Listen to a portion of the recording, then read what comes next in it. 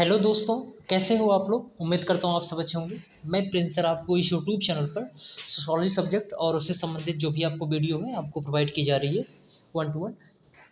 आज जो मैं आपको वीडियो लेके आया हूँ आज इसमें यूजीसी नेट का जो फर्स्ट पेपर है और साथ ही आपका जो यूपीएचईसी का जो एग्ज़ाम होने वाला है वहाँ पर टीचिंग एप्टीट्यूड और रिसर्च एप्टीट्यूड के प्रश्न आएंगे। तो आपके दोनों परीक्षाएं जो आगामी हैं उससे आपके लिए काफ़ी यूज़फुल होगा ये वीडियो। तो चलिए इसमें शुरू करते हैं और देखते हैं। और इसके साथ मैं आपको इन्फॉर्मेशन एक और है कि आप अगर टेलीग्राम चैनल नहीं ज्वाइन किया है तो उसे आप ज्वाइन कर सकते हैं, क्योंकि वहाँ पर ही वीडियो आपको फ्री ऑफ कॉस्ट प्रोवाइड की जा रही है। ठीक है, टेलीग्राम चैनल का नाम क्या है, सोशियोलॉजी वर्ड के नाम से है। और इसको मैं डिस्क्रिप्शन बॉक्स में भी मैं इसको डाल दूंगा, आप उसे सर्च करिएगा टेलीग्राम चैनल पे और ज्वाइन करिएगा। चलिए शुरू करते हैं। और पहला अगर हम प्रश्न की बात करें तो ये टीचिंग एप्टीट्यूड का ही पहला प्रश्न है। प्रश्न है कि अध्ययन के दौरान जो अधिगम करता है, जो लर्नर्स है, कि कौन सी विशेषता उसके परिप्रेक्ष्य को प्रभावित करेगी। यानी अधिगमकर्ता जो लर्नर है, लर्नर का कार्य क्या है, सीखना। ठीक है। अब वो सीखने सीखने की जो उसकी प्रक्रिया है, उस प्रक्रिया को ऐसी क्या चीज़ें हैं, उसकी क्या कैरेक्टरिस्टिक होनी चाहिए या पूर्व उसकी क्या तैयारियां होनी चाहिए जिससे उसकी जो लर्निंग की जो प्रक्रिया है वो काफ़ी अच्छी हो और एक कहेंगे कि स्किलफुल हो। ठीक है। तो इसमें हम विशेषताओं में देखते हैं। चलिए, पहली विशेषता अगर हम देखते हैं तो अधिगमकर्ता की प्रतिबद्धता, यानी डेडिकेशन। राइट। डेडिकेशन, इसको आप सोच सकते हैं डेडिकेशन, जो उसका डेडिकेशन है सीखने के प्रति। सीखने के प्रति जो उसका डेडिकेशन है वो ये बता रहा है पहला। तो जनरली आप सबको पता ही होगा लगभग कि डेडिकेशन तो बहुत ज़रूरी है किसी भी काम में, वो लर्नर्स की। अधिगमकर्ता में माता पिता की रुचि। अब माता पिता की रुचि लर्नर्स के प्रति क्या हो, ये थोड़ा मैटर नहीं करता है। इसको हम ऐसे क्रॉस करके थोड़ा सा आगे निकल लेते हैं। ठीक है। अभी हम पूरे तरीके आंसर नहीं निकालते हैं और ऑप्शन को देख करके। अधिगमकर्ता की पूर्व जानकारी, प्री नॉलेज, बहुत ज़रूरी है। जैसा कि अगर आप देखेंगे हायर एजुकेशन में, जैसे जैसे आप हायर एजुकेशन में जाएंगे, आपके लिए ये चीज़ ज़रूर आपको जो आपका टीचर है, जो आपका शिक्षण देने वाला है, वो ज़रूर आपको एडवाइस करता है कि आप जो भी चीज़ें पढ़ाई जा रही हैं नेक्स्ट क्लास या टुडे क्लास में, उसको आप पहले से एक बार रिवाइज़ करके रीड करके ज़रूर रहें। मतलब कुल मिला के उसके बारे में आपको जानकारी थोड़ा बहुत होनी चाहिए, मतलब आपको ऐसा ना लगे कि नया बिल्कुल टॉपिक लगे। ठीक है, ये चीज़। तो पूर्व जानकारी बहुत ज़रूरी है, तो इसको हम टिक नहीं करते हैं, क्रॉस नहीं करेंगे, क्रॉस इसको कर दिया। आगे, संबंधित क्षेत्र में अधिगमकर्ता का कौशल, ये भी बहुत ज़रूरी है, स्किल भी। अधिगमकर्ता के परिवार का आकार, अब इससे परिवार से क्या मतलब है, परिवार में माता पिता भी आते थे, इसलिए मैंने इसको काट दिया था, ये भी हम क्या कर रहे हैं, क्रॉस कर दे रहे हैं। आगे, अब देखिए, मैं पूरा तो पढ़ दे रहा हूँ, लेकिन आप अगर देखते हैं, अगर इसी के आधार पे अगर आप आंसर निकालने का प्रयास करेंगे तब भी आपका आंसर निकल आएगा। अब देख लीजिए, जहाँ पर आपको 2 और 5 दिख रहा हो उसको आप क्रॉस कर दीजिए। जैसे यहाँ पे देखिए, ये देखिए यहाँ पे 2 दिख रहा है ना, तो बी वाला आप क्रॉस कर दीजिए, पूरा पढ़ने की ज़रूरत ही नहीं है। फिर आगे 5 कहीं दिख रहा है, 5 देखो यहाँ पे 3 वाले में दिख रहा है, सी क्रॉस कर दीजिए, डी क्रॉस कर दीजिए। ओके, ये आप देख रहे हैं ना, देख पा रहे हैं। अब देखिए ये तीनों क्रॉस हो गए, एक पहला आंसर मिल गया कि नहीं, 1 3 4। अब देखिए पहला ये था, मैंने आपको डेडिकेशन कहा था, तीसरा आपको पूर्व जानकारी, और इसका फिर चौथा क्या है, संबंधित क्षेत्र में अधिगमकर्ता का कौशल। और पांचवा 6 वाला भी पढ़ लेते हैं। अधिगमकर्ता जिस परिवार से संबंधित है उसकी सामाजिक और आर्थिक प्रश्न, इससे क्या मतलब है कि वो आर्थिक रूप से कितना कमज़ोर है, आर्थिक रूप से कितना संपन्न है, उससे मतलब तो नहीं है लर्नर का, उसकी सीखने की प्रक्रिया से। ठीक है, ये सामाजिक या आर्थिक पृष्ठभूमि, इससे कोई मतलब नहीं है। तो आपका आंसर क्या हो जाएगा, A answer is the correct answer. मैं ऐसी आशा कर रहा हूँ आपको समझ में आ गया होगा क्वेश्चन। चलिए, इससे संबंधित कुछ व्याख्या है, इसको जल्दी से पढ़ लेते हैं। वही चीज़ें हैं जो मैं आपको ऊपर बताया हूँ। अधिगमकर्ता की प्रतिबद्धता, चलिए पढ़ लीजिएगा, अब मैं दिखाई दे रहा हूँ आपको। आगे बात करते हैं। दूसरा प्रश्न है, नीचे दी गई सूची में कौन सी रणनीतियाँ प्रत्यक्ष शिक्षण, जो डायरेक्ट जो टीचिंग होती है उससे संबंधित है। अब देख लीजिए, पहली बात तो यहाँ पे आपको प्रत्यक्ष टीचिंग से संबंधित पता होना चाहिए ज़रूर, कि प्रत्यक्ष जो डायरेक्ट यानी जो आमने सामने की जो शिक्षण प्रक्रिया होती है, जो शिक्षण कार्य होता है, उसकी क्या क्या, उससे क्या कौन कौन संबंधित है। जैसे उदाहरण और व्याख्या प्रदान करना, ये भी हो सकता है। और पढ़ लेते हैं ना पूरा, पहले पहले फिर आंसर निकालते हैं।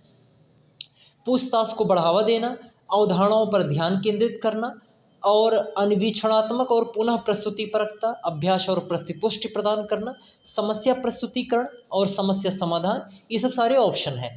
अब यहाँ पर अगर हम देखते हैं तो इसमें आपको प्रश्न ये चीज़ मिलेगा कि देखिए, पहला तो आपको ये पता है कि व्याख्या कोई अगर कर रहा है तो व्याख्या करने के लिए सामने व्याख्यायित करने वाला होना चाहिए। तो ये आपका पहला हो जाएगा सही। पूछताछ को बढ़ावा देना, ये प्रत्यक्ष शिक्षण के अंतर्गत नहीं आता है, ये आप ध्यान रखिएगा। प्रत्यक्ष शिक्षण में जो पूछताछ, जो आस्किंग क्वेश्चन होता है वो नहीं आते हैं। तीसरा हो गया इसमें, देखिए तीसरा ऑप्शन इसमें अवधारणाओं पर ध्यान केंद्रित करना ये कोई टीचिंग में नहीं आ रहा है। अन्वीक्षणात्मक और पुनः प्रस्तुति परखता, ये आपका आ जाएगा। ठीक है, अन्वीक्षणात्मक यानी अन्वीक्षण करना और साथ साथ प्रस्तुतिकरण करना, प्री प्रेजेंटेशन, ये तो आपका पहला, चौथा और इसके साथ साथ देखिए पहला चौथा आपको कहीं मिल रहा है ऑप्शन में, अगर मिल रहा है तो वही टिक कर दीजिए सीधे। देखिए यहाँ पे मिल रहा है पहला, चौथा और पांचवा समस्या, ये पांचवा क्या है, अभ्यास और प्रश्न पुष्टि पर प्रदान करना। तो आपका आंसर क्या हो जाएगा, C answer is the correct answer. आइए आगे देख लेते हैं। आगे क्वेश्चन है, निम्नलिखित में से परीक्षण के किस प्रकार में, देखिए परीक्षण का प्रकार है, उसमें एक विद्यार्थी दूसरे विद्यार्थी के कार्य निष्पादन के साथ तुलना की जाती है। ये तुलना को आप अंडरलाइन कर लीजिए।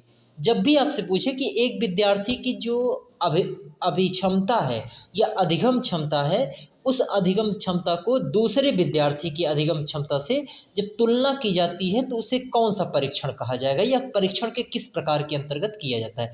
तो पहला क्या है, निकष संदर्भित, दूसरा है नैदानिक, तीसरा है संकलनात्मक और चौथा है मानक संदर्भित। यहाँ पे आपको रुकना पड़ेगा, फिर मैं आपको आंसर बताऊंगा। देखिए यहाँ पर अगर हम बात करें तो पहले जो निकष संदर्भित जो है, निकष संदर्भित परीक्षण के ही दो प्रकार हैं। निकष संदर्भित क्या होता है, जो हम जो बिल्कुल एक कहेंगे कि बिल्कुल उनकी जो भी एक जो भी जो लर्निंग का जो भी प्रोसेस है या लर्निंग की जो भी एंडिंग है, उससे जानकारी प्राप्त करना, ये उनके फीडबैक के माध्यम से उन्हें उनका मूल्यांकन करके, मूल्यांकन की ही प्रक्रिया है ये निकष संदर्भित। और निकष संदर्भित के दो भाग हैं, एक सम्मेटिव होता है और एक स्टैंडर्ड होता है। ये संकलनात्मक और मानक संदर्भित। संकलनात्मक परीक्षण होता क्या है, एक्चुअली इसमें ये होता है कि जब कोई शिक्षक, और जो शिक्षक क्या करता है कि जो अंत में यानी बोल सकते हैं कि इसमें संकलनात्मक में क्या होता है, जो टेस्ट किया था या मूल्यांकन जो किया था छात्र का, वो छात्र का मूल्यांकन साप्ताहिक रूप से, दैनिक रूप से और इसी साथ साथ मंथली रूप से किया जाता है परीक्षण। जबकि मानक संदर्भ में क्या होता है कि मंथली, छमाही और जो वार्षिक आधार पर जो परीक्षण होता है या मूल्यांकन किया जाता है, वो इसके अंतर्गत आएगा। तो यहाँ पर तुलना की बात की जा रही है, और तुलना भी जनरली कहाँ किया जाता है, तो मानक संदर्भित परीक्षण में किया जाता है। मानक संदर्भित को हम लोग पढ़ लेते हैं, आपको ऐसे समझ में आ जाएगा।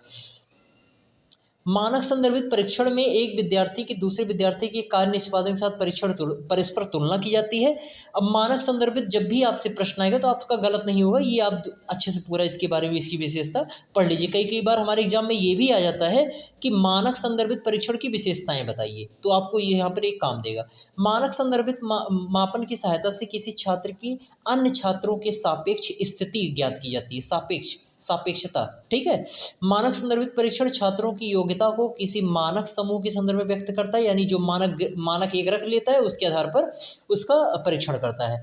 मानक संदर्भित मापन में किसी छात्र के द्वारा किसी विषय में अर्जित कुल ज्ञान को परीक्षण किया था, मैंने आपको बताया था ना, जैसे वार्षिक और छमाही आधार पर जो टेस्ट किया जाता है वो इसके अंतर्गत आएगा। नेक्स्ट है, मानक संदर्भित परीक्षणों में व्याख्या का आधार छात्र समूह की उपलब्धि होती है। मानक संदर्भित मापन में छात्र की उपलब्धि का स्तर अन्य छात्रों की उपलब्धियों से तुलना करके निर्धारित किया जाता है। और लास्ट है, मानक संदर्भित परीक्षण का उपयोग छात्रों की अधिगम सफलता को सापेक्षिक दृष्टि से इंगित करने के लिए किया जाता है। ये आपके इससे संबंधित है। मैं ऐसी आशा कर रहा हूँ आपको वीडियो अच्छा लग रहा होगा। नेक्स्ट क्वेश्चन है कि निम्नलिखित में से कौन सा अधिगम निष्पादन परीक्षण का एक उदाहरण है, यानी अधिकतम निष्पादन परीक्षण, यानी जिस परीक्षण की सहायता से अधिगम की जो स्थिति है उसे एक अच्छे ढंग से या अधिकतम रूप से प्राप्त की जा सकती है।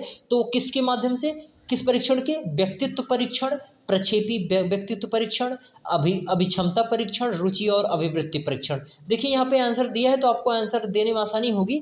अभिक्षमता जो एप्टीट्यूड जो भी टेस्ट होता है, उस एप्टीट्यूड टेस्ट के अंतर्गत उसकी पर्सनालिटी टेस्ट, उसके साथ साथ उसके जो प्रोजेक्टिव जो भी पार्ट है और साथ साथ उसकी जो भी इंटरेस्ट है और जो भी उसकी एटीट्यूड्स है उसका मापन किया जाता है किसके अंतर्गत। तो आप ये बोल सकते हो कि जो अभिक्षमता जो परीक्षण है, जो एप्टीट्यूड टेस्ट है, उसके अंतर्गत ये तीनों चीज़ें शामिल होती हैं। तो आपका आंसर क्या हो जाएगा? C answer is the correct answer. चलिए हम लोग नेक्स्ट स्लाइड में चलते हैं।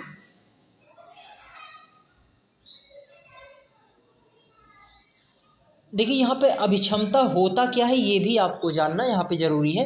अभिक्षमता का आशय ये है कि किसी क्षेत्र में, ये अभिक्षमता क्या होती है? एक योग्यता होती है। योग्यता यानी किसी व्यक्ति की योग्यता होती है और किसी विशिष्ट क्षेत्र में, किसी विषय विशेष में। आप जैसे कहते हैं ना कि वो गणित में बहुत बड़ा अच्छा है, ठीक है, ये चीज़। तो अभिक्षमता किसी क्षेत्र विशेष में व्यक्ति की कार्यकुशलता, उसकी विशेष योग्यता, विशिष्ट क्षमता को इंगित करता है। तो कुल मिला के विशिष्ट क्षमता या विशिष्ट योग्यता आप कह सकते हैं अभिक्षमता का अर्थ, और वो किसी विशेष क्षेत्र में। इससे तात्पर्य व्यक्ति के उस रुझान, रुचि या योग्यता से है। मैंने आपको अभी बताया था ऊपर कि रुझान, रुचि और योग्यता ये सब सारी इसी के भाग हैं अभिक्षमता के। नहीं तो वो चारों आंसर सही हैं, लेकिन उसमें एप्रोप्रिएट आंसर आपको टिक करना होता है, तो वही आपका सी आंसर हो जाता है इसीलिए, ठीक है। तो ये आप कंफ्यूज मत होइएगा। अभिक्षमता जो किसी विशिष्ट कार्य, पाठ्यक्रम या विषय में सफलता प्राप्त करने के लिए आवश्यक और महत्वपूर्ण होता है। इसके संबंध में एक स्टेटमेंट है, ये स्टेटमेंट भी आपके एग्जाम में आप पूछने की बहुत ज़्यादा प्रोबेबिलिटी अब बढ़ गई है, तो अब ये भी जानना जरूरी है। किसी विशिष्ट विघम कहते हैं, विघम के अनुसार किसी विशिष्ट प्रशिक्षण के उपरांत दिए गए क्षेत्र में कुछ ज्ञान या कौशल प्रतिक्रियाओं के समुच्चय को अर्जित करने की किसी व्यक्ति की योग्यता को लाक्षणिक रूप से व्यक्त करने वाली विशेषताओं अथवा दशाओं का समुच्चय अभिक्षमता कहलाता है। आइए हम लोग नेक्स्ट क्वेश्चन में चलते हैं। नेक्स्ट क्वेश्चन है ये है कि निम्नलिखित सूची में से उस प्रश्न की पहचान कीजिए। ये प्रश्न के प्रकार हैं जिसमें विषय वस्तु आधारित प्रश्नों के बजाय प्रक्रिया आधारित कहा जाता है। अब देखिए, प्रश्न प्रक्रिया आधारित कहा जाता है तो किसे कहा जाता है? पहली बात तो आपको ये जानना जरूरी है कि प्रक्रिया आधारित प्रश्न होते क्या हैं। तो पहले ये जान लेते हैं, फिर प्रश्न पढ़ते हैं। देखिए, जो प्रक्रिया आधारित जो प्रश्न होते हैं, प्रक्रिया आधारित प्रश्न की जो रचना होती है, प्रक्रिया के विभिन्न पक्षों का अधिक गहनता से विश्लेषण होता है। यानी जो शिक्षण कार्य में जो भी प्रक्रिया है, जो भी प्रोसेस है, उस प्रोसेस को डीपली, गहराई से उसे जानने का प्रयास करना, ये प्रक्रिया आधारित प्रश्न के अंतर्गत शामिल होता है। अब इसमें देख लीजिए कौन कौन से प्रश्न शामिल हैं। तो पहला है अभिसारी प्रश्न, दूसरा है अपसारी, तीसरा है तथ्य आधारित, और चौथा है अवधारणा आधारित, कॉन्सेप्ट बेस्ड, फैक्ट बेस्ड, और अनावृत्ति प्रश्न और आवृत्ति प्रश्न। ये आपके आंसर हो जाएंगे। अब इसमें आपका आंसर क्या हो जाएगा? तो आंसर इसमें आपका क्या होगा? ट्रिक करना है आपको, डी आंसर, यानी दूसरा, चौथा और पांचवा, ठीक है। आइए आगे चलते हैं। आगे प्रश्न है, ये देखिए आप रिसर्च के क्वेश्चन शुरू हो जा रहे हैं, इसमें आप ध्यान दीजिएगा। प्रश्न है कि प्रदत्त संकलन के दौरान, यानी जब हम डेटा कलेक्ट कर रहे हों, तो उस दौरान दो बिंदुओं के बीच उत्तरदाताओं की अभिवृत्तियों में परिवर्तन को क्या कहा जाता है? ये बहुत महत्वपूर्ण स्टेटमेंट है। फिर से सुनिए, जब कोई शोधकर्ता डेटा कलेक्ट कर रहा हो, तो उस दौरान उत्तरदाताओं की जो दो बिंदुओं के बीच उत्तरदाताओं की अभिवृत्तियों में परिवर्तन क्या कहा जाता है? प्रतिगमन प्रभाव कहा जाता है। मैंने डायरेक्ट आंसर ही बता दिया, यानी प्रतिक्रियात्मक प्रभाव, परिपक्वता प्रभाव, अनुकूलन प्रभाव। तो इसमें क्या हो जाएगा? सी आंसर इज कर। अब प्रतिगमन प्रभाव होता क्या है आपको ऊपर बता ही दिया गया है। इससे संबंधित कुछ महत्वपूर्ण और तथ्य हैं, उनको जान लीजिए। इसके मुख्यतः इसे दो भागों में बांटा जाता है, प्रतिगमन प्रभाव। देखिए, इससे संबंधित जो व्याख्या आपको बताई जा रही है, इसी वजह से बताई जा रही है कि जब भी आपसे फिर क्वेश्चन यही करेगा, आपके प्रश्न में ऐसे ही प्रश्न आएंगे कि प्रतिगमन प्रभाव क्या है, वहां पर तब ऐसे प्रश्न पूछेगा, ये प्रतिगमन प्रभाव के प्रकार कौन कौन से हैं। तो ये ध्यान रखिएगा कि उससे संबंधित, इसीलिए मैं प्रश्न और भी क्या बन सकते हैं उस आधार पर भी आपको मैं तैयार करा रहा हूँ इसके माध्यम से, ठीक है। तो ये ध्यान रखिएगा, सिर्फ यहाँ पर उद्देश्य प्रश्न सॉल्व करना ही नहीं है, उससे संबंधित जो उससे के आगे पीछे के जो भी प्रश्न बनने वाले हैं उससे संबंधित भी आपको यहाँ पर जानकारी दी जा रही है। तो पहला है बहुमुखी प्रतिगमन और दूसरा है वक्रीय प्रतिगमन। इसके प्रभाव के अंतर्गत कारण और प्रभाव के संबंधों की जानकारी होती है, ये भी ध्यान रखिएगा। अब कभी पूछ लिया कि किस प्रकार के प्रदत्त संकलन के दौरान कारण और प्रभाव के संबंधों की जानकारी प्राप्त की जाती है या किस प्रभाव के अंतर्गत, तो वो प्रतिगमन प्रभाव होगा। देखिए प्रभाव यहाँ पे भी लगा है, प्रतिगमन प्रभाव, ठीक है, तो ध्यान रखिएगा। आगे बात कर लेते हैं। नेक्स्ट है प्रकार। ये सब सारे आपको क्वेश्चन कराए गए हैं और आपको इसके संबंधित कॉन्सेप्ट भी आपको समझाया गया है। अगर आप नए हैं तो चैनल को सब्सक्राइब करें, साथ ही बेल आइकन को भी प्रेस करें, जिससे आपको नोटिफिकेशन मिल जाए। और आप जाके प्लेलिस्ट में इससे संबंधित प्रश्न वो आपको टॉपिक समझाए गए हैं, आप डिटेल में जाके आप वहाँ से सॉल्व वहाँ से आप क्या करते हैं, देख सकते हैं और उसका लाभ उठा सकते हैं। तो इसमें देखिए लिखा है कि निम्नलिखित में से ये सूची दी गई है, उसमें से प्रतिचयन विधियों की पहचान करनी है। और कौन सी प्रतिचयन विधि है? असंभावित प्रतिचयन। असंभावित प्रतिचयन, देखिए जो प्रतिचयन यानी जो सैंपलिंग है, सैंपलिंग मुख्यतः दो भाग होते हैं। दो भाग, एक प्रोबेबिलिटी सैंपलिंग होता है, दूसरा क्या होता है, नॉन प्रोबेबल। प्रोबेबल क्या होते हैं, जिसमें जिसमें जो भी आंकड़े होते हैं उनके संकलन करने की समान संभावना होती है, और असंभावित में असमान आधारित संभावना रहती है। यानी किसी विशिष्ट तथ्य को ज़्यादा प्रायोरिटी दी जाती है कंपेयर टू अदर, ठीक है। तो असंभावित प्रतिचयन पद्धति के अंतर्गत कौन कौन से आएंगे? देखिए सामान्य यादृच्छिक यानी जो रैंडम सैंपलिंग होता है, या जो सिंपल रैंडम सैंपलिंग है, ये रैंडम यानी जो प्रोबेबिलिटी जो सैंपलिंग है उसके प्रकार है, तो ये भी नहीं होगा। दूसरा बीमात्मक प्रतिचयन। देखिए ये बीमात्मक का आप ये इससे कंफ्यूज मत होइए, जो जो आपको पहले मिल रहे हैं वो आप टिक करें। देखिए स्नोबॉल आपने पढ़ा है तो ये आपका नॉन प्रोबेबिलिटी में आ जाएगा।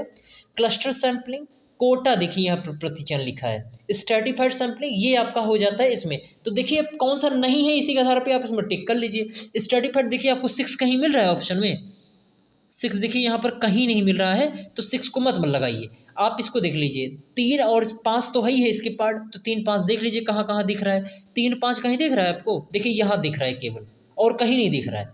तो आपका D answer is the correct answer हो जाएगा। और दूसरा दूसरा क्या हो जाएगा? दूसरा बीमात्मक प्रतिचयन। बात समझ आ गई? आगे बात करते हैं अब। इससे संबंधित देखिए कुछ दिया है सबके बारे में, आप इसको थोड़ा थोड़ा पढ़ लीजिए, या मैं आपको दिखा दे रहा हूँ, आप देख लीजिएगा। असंभावित प्रतिचयन पद्धति के अनुसार असंभावित प्रतिचयन की क्रियाविधि की विषय निष्ठता की तुलना में मनुष्य के विवेक पर अधिक निर्भर करता है। यानी जब इसमें क्या होता है, तथ्य संकलित करने के लिए उसका जो विवेक जो काम करता है व्यक्ति का, उसी के अनुसार वो संकलित कर लेता है। इसके निम्नलिखित विधियाँ हैं। कोटा प्रतिचयन, इसको पढ़ लीजिएगा अपने आप से, और इसको मैं समझाया हूँ डिटेल में। आप मैंने कहा ना कि वीडियो इसके संबंधित बने हुए हैं, वहाँ पर जाके आप और डीपली समझ सकते हैं, ठीक है। यहाँ पे पढ़ना थोड़ा उचित नहीं है, मुझे भी नहीं उचित लगता, पढ़ देख देख के पढ़ो। दूसरा है स्वदेशी प्रतिदर्श, ये सबसे इसी प्रकार है। आकस्मिक प्रतिदर्श और उपलब्ध प्रतिदर्श। और इसके बाद आइए नेक्स्ट स्लाइड में देख लेते हैं, कुछ और प्रकार हैं असंभावित निदर्शन के। देखिए स्नोबॉल हेमकुंज जो मैंने आपको बताया था, और इसके बाद क्रमिक क्रमिक प्रतिचयन, एक सेकंड, क्रमिक प्रतिचयन है, और इनके अतिरिक्त बीमात्मक प्रतिचयन और गुच्छ मैंने आपको पहले बता ही दिया। चलिए अब नेक्स्ट क्वेश्चन पे आते हैं हम लोग। नेक्स्ट क्वेश्चन है सहसंबंध विश्लेषण की मुख्य विशेषता पर क्या प्राप्त करना है।